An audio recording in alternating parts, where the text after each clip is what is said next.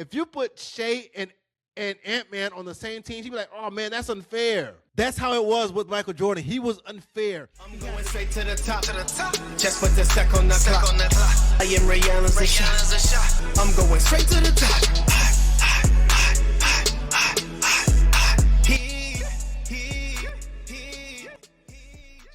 Yo, what's going on, everybody? Mike here, Sports and a Real Shit Podcast, coming at you once again. As always, don't forget to like, subscribe, share, comment, tell a friend and tell a friend and tell a friend. Appreciate you guys hanging out. A few minutes of your time. I'm always reminded that people are so busy and so many things grabbing their attention that even 2 minutes of your time means a lot. So I appreciate it. Don't forget to check out the website, sportsandareal.tv. Sportsandareal.tv. Let's get into it. College football is wrapping up. But before, we get into the CFP, the Heisman Trophy was given out. And I already told y'all a couple of weeks ago what my stance was with this Heisman. I didn't think there was really anybody who stood out. Fernando Mendoza got it because his team won the Big Ten championship. They beat Ohio State, probably the best defense in the league. But his stats didn't really stand out above anybody else. It's just one of those years. All right? There was nobody with crazy stats, no one really dominant. No one really doing anything extraordinary. So, therefore, they gave it to Fernando Mendoza. And that's all good, right? I don't mind. I don't have any beef with the kid. So, they gave it to Mendoza. The funny part about the situation was Diego Pavia sending out on social media, was it a tweet on Instagram or something like that? Probably Instagram, talking about, basically he thought he should have won. With no clear favorites, right? Somebody could say something like that. He basically thought he should have won. He said, F the voters. Listen,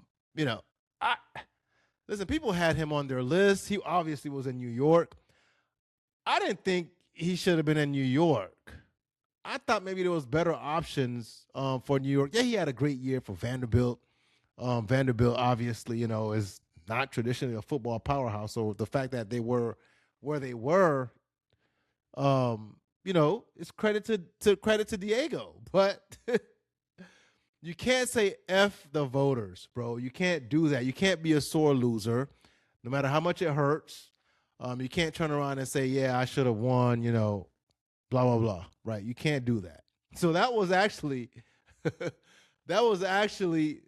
probably the most interesting part of the whole situation was Diego Pavia kind of, going at the voters, talking about they don't know what they're talking about, essentially, right? They should have voted for him. Seems like a really confident kid.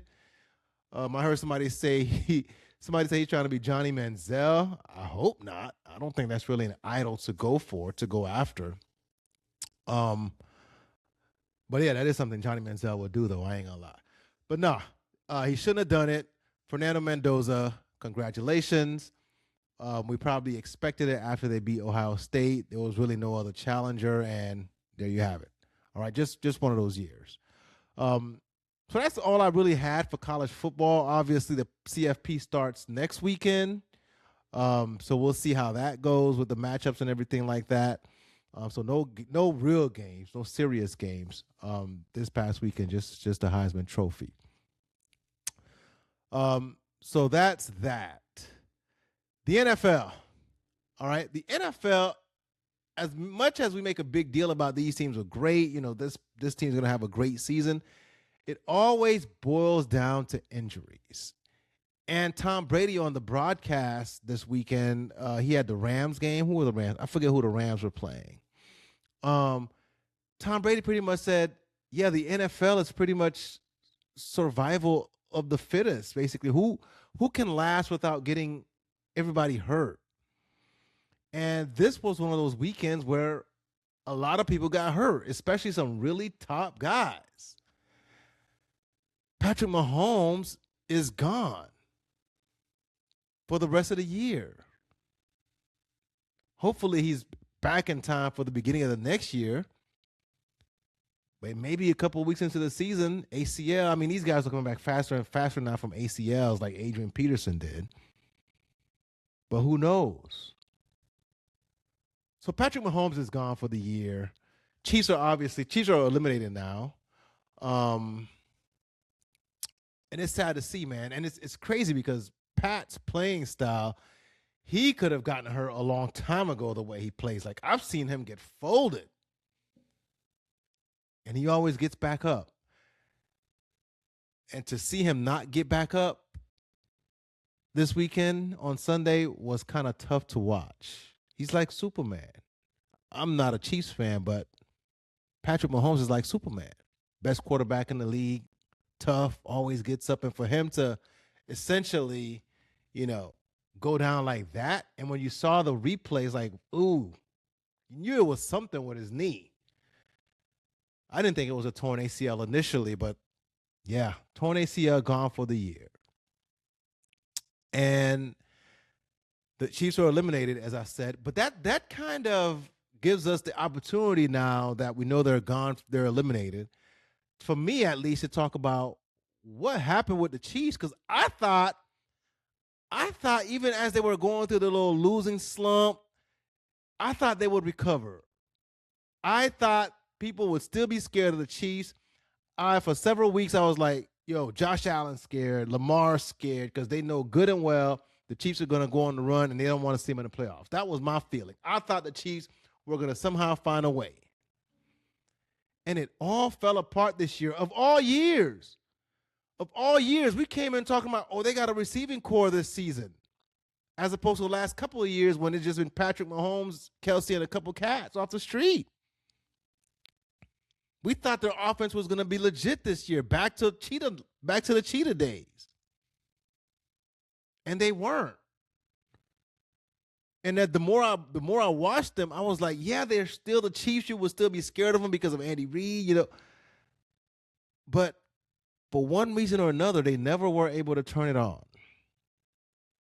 And now, the blame's all over the place, right? Oh, is Andy Reid the right coach? I actually heard somebody ask if Andy Reid was the right coach right now for the Chiefs. What? Who would you replace him with? I can't entertain that. All right. Andy Reid to me is like up there with the GOAT coaches because he's won in several places, right? Like not Super Bowls, but he's won at a pretty high level with different quarterbacks, unlike Bill Belichick, who's always needed Tom Brady. I've made that case before. So it ain't Andy Reid's problem. It ain't his fault. It ain't Mahomes. He's still great. The receivers, maybe the receivers that we thought were supposed to be, open up the offense, they were all so fast. Maybe they were overrated. Maybe the Chiefs receivers aren't who we thought they're supposed to be, who we thought they were. Everybody's fast, right? Everybody's a burner. Maybe that's the problem. Everybody's a burner, and that's all they know how to do, and teams weren't threatened other than with speed, down the field, the 9 route. Maybe nobody was scared of intermediate routes with them. Maybe, they weren't good at, executing other routes besides just going straight downhill. I don't know. I didn't watch the Chiefs enough.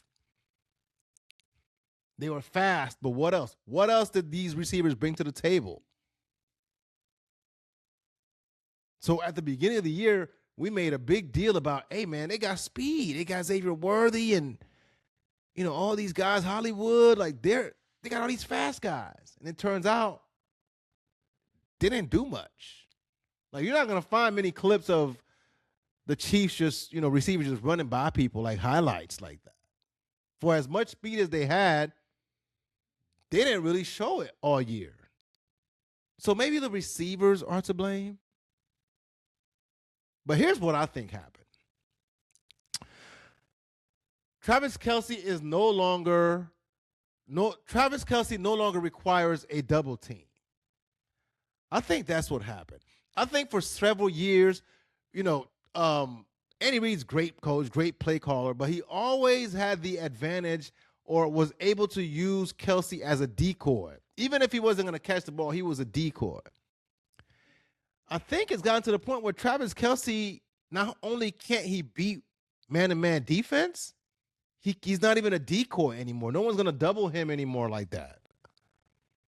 He's not the threat he used to be. He's much older, obviously, than when this whole thing first started. And he's slowed down. So as a result, I think it's a combination of Kelsey is older. He's not the threat he used to be. And these receivers aren't who we thought they were. They're fast, and that's it. So there was really nobody to be like a true number one receiver, right? For so long, Kelsey was the number one receiver for Mahomes. Kelsey's no longer a number one receiver.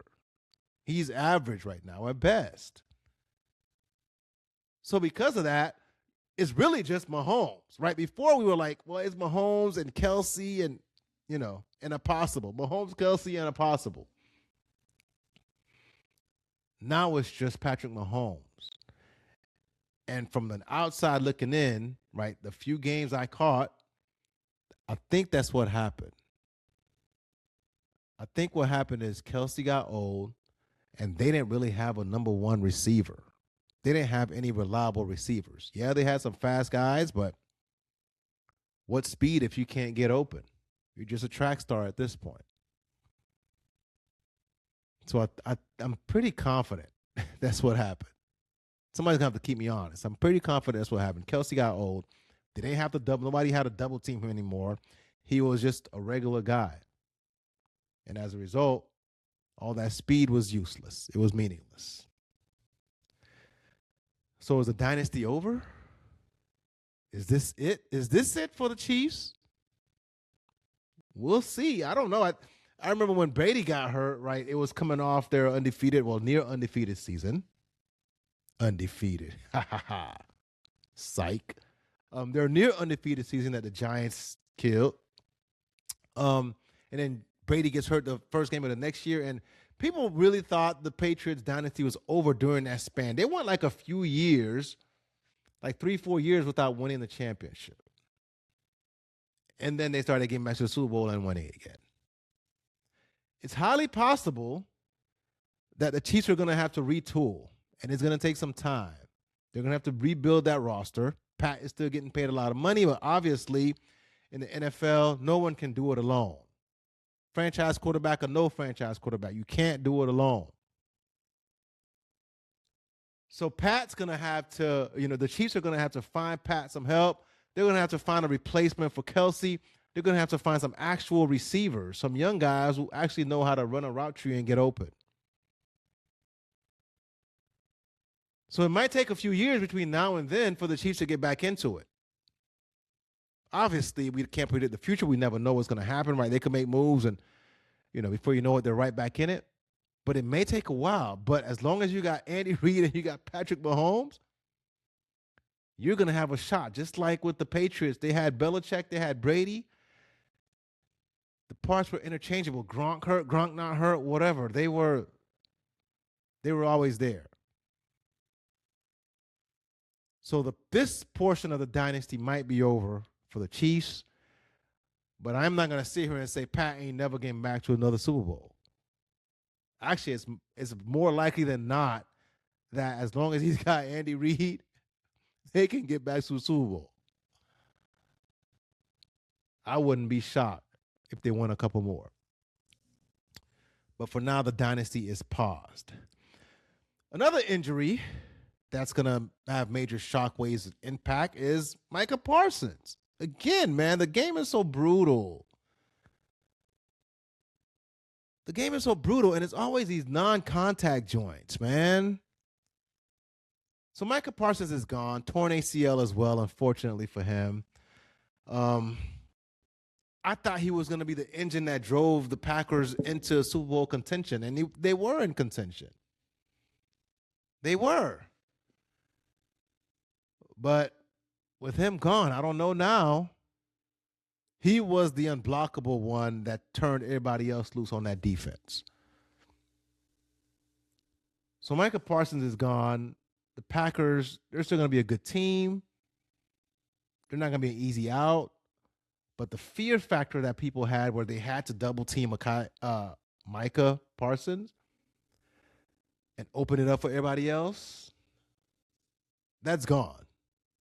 So that defense changes, which obviously impacts, the offense and how they play and, other teams and, records. And It's all gonna change. Now teams, if they play the Packers, I don't think they're as scared. So they may get some wins that maybe they wouldn't have gotten. And as a result, NFC switches all around. Who knows? That sucks, man. Injuries suck. 2 superstars in one day. Whew. Pat might be back before Micah, though. Like Micah has to be twitchy and put pressure and getting pushed, like pushing up against big old offensive linemen. That's tough, man. That's tough. So now that the Chiefs are gone, moving on. Now that the Chiefs are out of it, who's the favorite? Who's the favorite in the AFC? My take is I don't know. I don't know who the favorite is in the AFC. I want to say the Patriots, but I don't know if they're ready for prime time. I watched them blow. They were up 21. They were up 21 points against the Bills. Again, still, I talked about this before. Rookie quarterback or second-year quarterback, still a young cat, experiencing, how to win for the first time in the NFL. Young cat. The Patriots right now, still one of the favorites, but I don't know if they're the favorite. Buffalo, who beat the Patriots. Listen, you can never count Josh out. Maybe with Patrick Mahomes out, this is Josh's turn. Maybe that's what he was waiting for. I don't know if Lamar's going to make it. It was either going to be Lamar or Josh, but I don't know if the Ravens are going to make it. But Josh has a chance now with Pat gone, with the Chiefs gone. So maybe the Bills could be a contender. Maybe they could be the favorite. I wouldn't say so. They're too up and down. Josh throws the worst picks at the worst time. You can't really trust them. But hey, who knows? They're up there. Their record's up there. Jacksonville's 10-4. They've won 5 straight. Who knew Jacksonville was going to be doing this? Wow. Trevor Lawrence is actually looking like, he should be up there as far as legit quarterbacks and not down there with the mid folks. 10-4, 5 wins in a row for the Jacksonville Jaguars. I actually think Jacksonville is a contender. I really do. They're legit. And so are the Houston Texans. They score. They play defense. Like, both teams, they can play. Both teams are well coached. So I would put contenders, even with the lower, records, the lesser records, I would put Houston up there. Houston and Jacksonville up there as contenders who could actually win the AFC. Because, especially Houston, that defense is nasty. But really, the favorite has to be the Broncos, y'all. They won again. 11 straight wins? Oof.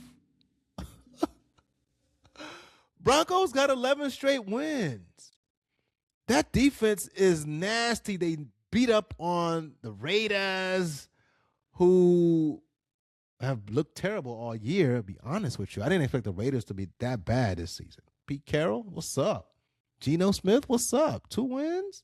They look awful.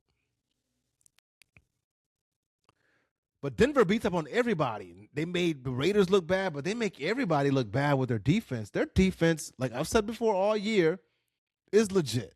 And that defense can carry them to a Super Bowl. So right now, the Broncos are the favorite in the AFC. I think they have the all-around team, and they're capable.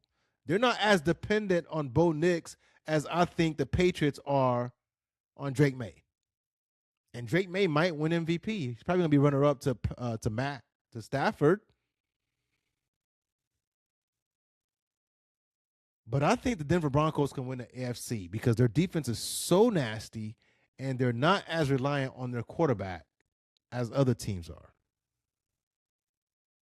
We'll see how it plays out, but 11 straight wins ain't nothing to sneeze at no more. When it was at 5 or 6, we were like, okay, they look good.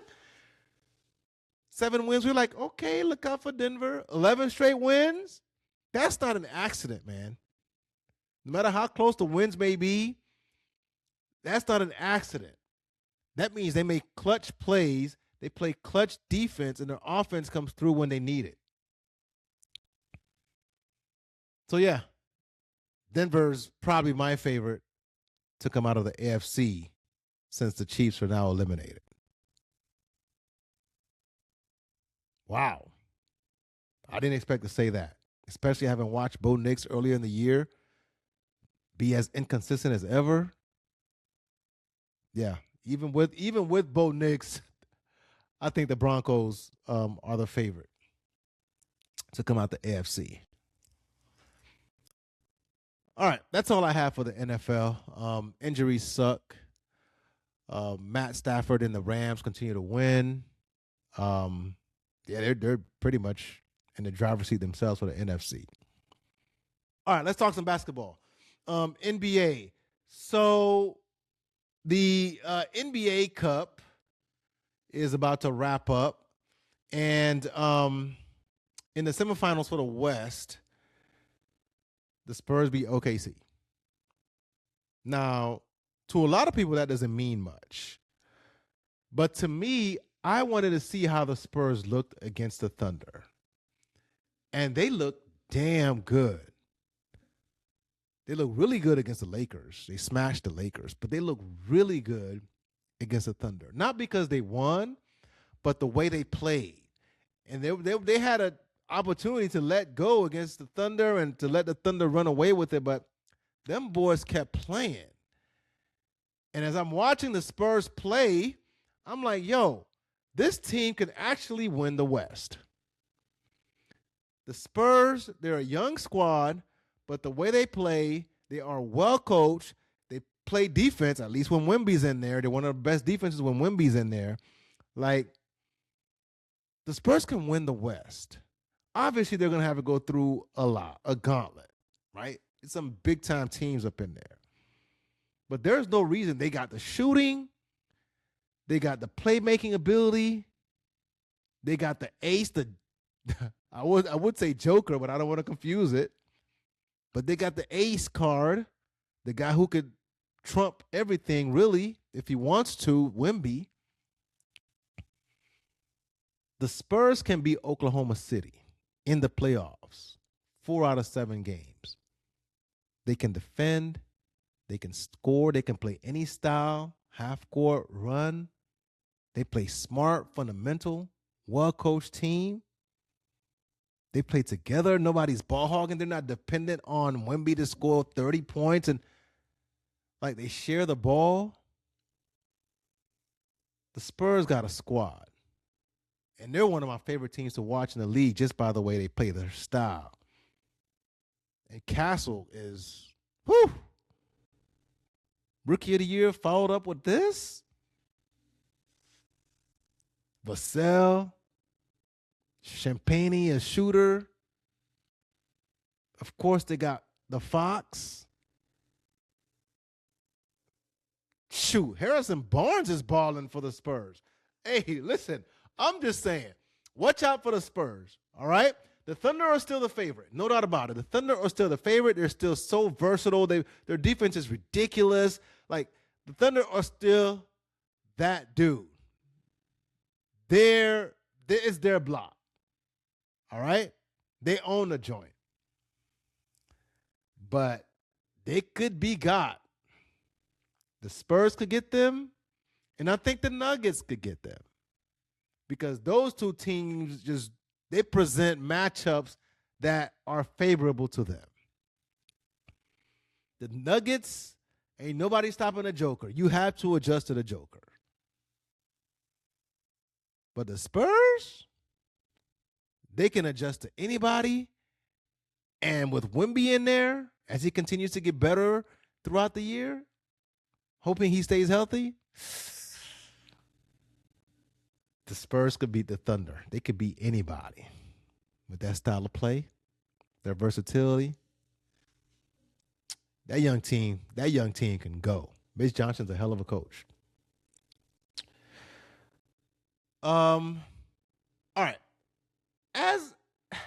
last thing before I get up out of here. I try to mind my business. I try not to be an old head. They call you an old head, an OG when you start talking about the 90s and 2000s. But it's getting disrespectful, man, when people talk about the 90s and 2000s. The people nowadays, the media, the kids, they talk about the 90s and 2000s like it was black and white TV, like there's no video of what actually happened. Like, Wilt Chamberlain was holding a sign that he scored 100 points. People were talking about the 90s and 2000s like there is no video evidence. Like, you can't go back and watch these players do what they did. And it's getting highly disrespectful. Like there's no proof that these guys were as great as we say they are. Like when you watch, if you watch Bill Russell, right, the video quality is not that great. You can't really tell, all right? Call people plumbers because they had second jobs. Wilt, you could say he was just bigger than everybody else. But you can't say that about the 90s and 2000s, bro. There is no excuse to say foolishness about the 90s and 2000s. If you weren't there, just say that. But you can't walk around making stupid commentary and thinking that you could get away with it. So, as an old head who was there, who watched this stuff live, I have to stand up for these guys. Somebody had the nerves to say, and this is not just any random person, had the nerve to say that Shaq would not be able to play in this era. Now, who the hell would say that about probably the most dominant force in NBA history? Shaq Fu would not be able to play in this era? People talk about, well, Shaq, they would run him off the court. They would pick and roll him to death. If the Joker can stay on the court defensively, Shaq can stay on the court defensively in this era. Ain't nobody running the Joker off. Ain't nobody saying the Joker can't play in this era. They're running him off the court. And Shaq was a much better defender, much better feet than the Joker. But people continue to disrespect Shaq because, well, he can't shoot. Listen, man. Giannis can't shoot, and Giannis is dominating this era. And Shaq was better than Giannis. Like, if Shaq played today, everybody is fouling out. If the Lakers, Shaq played today, he is fouling out everybody. Orlando Shaq is too fast. He's getting 30-30s every night. He was just a monster. Well, the Lakers, the Thunder would beat the Lakers, because they wouldn't be able to keep up. They'll trade 3 for 2. No, they wouldn't. Shaq is fouling out Hartenstein. He is. And they have no one else to put on him. Definitely not Chet Holmgren. He's breaking Chet in half. He's folding him. So you don't have anybody capable of keeping Shaq from dunking the basketball. So he's either dunking or you're fouling him. Likely both. So the Thunder have no answers for Shaq. And then now when you're in foul trouble with 8 minutes left in the quarter, you got Kobe coming downhill at you. No, this Thunder team is not beating the Dynasty Lakers. The early 2000s Lakers. They're not. Thunder's a great team. They could be an all-time team. But the Shaq and Kobe is like, you can't, there is no answer for them. Together in this era? Shaq is getting you in foul trouble with 8 minutes left in a quarter. And every time they come down the court after that, Kobe Bryant is driving the ball. You can't keep him out the paint. So he's going to shoot 20 free throws. Even if Shaq shoots 50% from the free throw line, you can't stop Kobe. And then you got all these other guys who are shooters. Like, we act like the Lakers can't shoot. Just because teams didn't shoot 23s a game, 53s a game, doesn't mean they can't shoot. Like, Rick Fox was a shooter. Derek Fisher could shoot. Like, Kobe, and you can't touch him? Kobe getting whistles like SGA? Stop it. There's footage out there, man. There's footage of Shaq dominating bigger people. Bigger people than who play today. You trying to tell me Hartenstein is going to stop Shaq from dunking the ball every time? And for you analytics people, a dunk is more valuable than a three-point attempt. Shaq is either dunking the ball every time against the Thunder or he's getting fouled. So, no, you're not running him off the court. You're not. So that's one disrespect I heard. And then I heard another disrespect that the Thunder would beat the 95 Bulls, the 72-10 Bulls. What are we doing? What are we talking about? It's hard to explain this stuff to people who didn't watch Michael Jordan play. All right? So here's the best explanation for Michael Jordan I can talk about in today's terms. Michael Jordan is a combination of Shea and Anthony Edwards. He is literally the two. He is Shea in his scoring ability and knowing where he is on the floor, getting to his spots, mid-range. Michael Jordan was that and more. But he's as athletic or even more athletic than Anthony Edwards. So if young kids, listen to me now, if you put Shea and Ant-Man on the same team, you'd be like, oh, man, that's unfair. That's how it was with Michael Jordan. He was unfair. He had the precision, the mind game, the mental game of Shea. He had the athleticism even more of Anthony Edwards. Michael Jordan had mastered the game. He wasn't just a tremendous athlete. Actually, by 95, his athleticism started to decrease from his peak, but he was still a hyper athlete. Michael Jordan in today's game, this Chicago Bulls team is killing. Don't tell me nothing about they can't shoot threes. They are killing. Because Michael Jordan is two cats in one. He is unfair. He was unfair. People don't understand that. Just like LeBron in his prime was unfair. LeBron was multiple All-Stars in one in his prime. He was unfair. I give him that. He was unfair. But so was Michael Jordan. Michael Jordan in his prime was literally two All-Stars. Plus,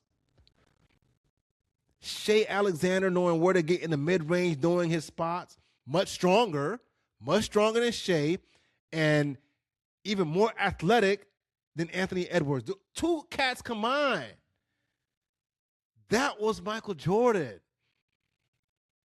So you can't say Michael Jordan and the Bulls will lose to the Thunder because putting Michael Jordan on the floor right now against the Thunder, he is killing them. Not even mentioning the other guys on that team. Scottie Pippen clamping people down. Ron Harper clamping people down. Like that team was so versatile. Actually, the Bulls team from 95 was made to play in this generation. They didn't have to play a slow center. They could roll out Dennis Rodman at center and just defend the hell out of you. They could do that. They could just shut your ass down. They could do that. Like Scottie Pippen is giving Shea hell. He is. He's taking your man out. And there is not a single person today who's stopping Michael Jordan from doing what he does. They're not. He's too good. He's too skilled. The execution was perfect, man. These guys had mastered NBA basketball, scoring the ball. Like Shea, to his credit, has mastered scoring the ball. He has mastered today's game and how you score in today's game. Michael Jordan's game is all time. He didn't need the fouls. He got the foul calls. He got the whistles, but he didn't need them. He could draw fouls himself. He can get to the cup himself against anybody. The dude was literally two of the top, 10 players in the league in one body today. The precision of Shea, cut you up, dice you up, execution, and the hyper athlete of Anthony Edwards, that was Michael Jordan in one body. So unfair. And you trying to tell me that cat with his surrounding cast would not be able to win a championship in this league? Y'all tripping. Stop disrespecting the 90s and 2000s. Like, you may not have been there, but the video is there, bro. There is evidence. You can watch these dudes. You can watch them. You can see the movement, the body movement. Shaq is killing. The Lakers are killing. There's not a team in the league today that's stopping the Lakers from winning a championship. There's not a team today that's stopping the 95 Bulls from winning a championship. Don't tell me nothing about no three-point shooting, bro. These dudes could shoot. If you gave them open shots, they could shoot. And they could defend. And they could run. Watch the tapes, folks. Watch the tapes. Stop disrespecting. These are people on TV, like respectful cats on TV. Well, I'm not going to say respectful or respected. But these are cats on TV saying stuff like that, man. Come on, dog. Stop. Stop it. All right, I'm going to leave it right there, y'all. Had some fun with that one. Never miss a chance to talk about nostalgia. The years gone by. 30 for 30, man, had a before I head out, 30 for 30 had a the latest episode of 30 for 30 was of Stuart Scott. It's sad, man. It was sad. It was fun because, nostalgic. Stuart Scott, we grew up with Stuart Scott. Late night Sports Center, early morning. He had the same Sports Center running it back all day. But they're right. TV and people on TV, the way they talk, the way they're able to be who they are on TV, is thanks to Stuart Scott. Because before Stuart Scott, everybody was buttoned up. Said the same things, talked the same way. Some cats had a little bit of flavor. Dan Patrick did his thing. But Stuart Scott was the icon who was like, yo, I'm going to be me, black man. I'm going to talk like it. I'm going to use hip-hop references. He was the first. And his legacy lives on as everybody else who's come after him. All these dudes on TV talking like they do, using their own slang. That's thanks to Stuart Scott, man. That cat was an icon. Yeah, that episode was, that's sad. That's sad. All right, I'm going to get out of here, y'all. Appreciate y'all hanging out once again, as always. Follow, like, subscribe, everything. Check us out on social media. TikTok, Instagram, all that good stuff. Catch y'all next time. Y'all have a great week. Mike, sports to the real. Be good. Peace. I'm going straight to the top. Just put the stack on the clock. I am Rihanna's a shot. I'm going straight to the top.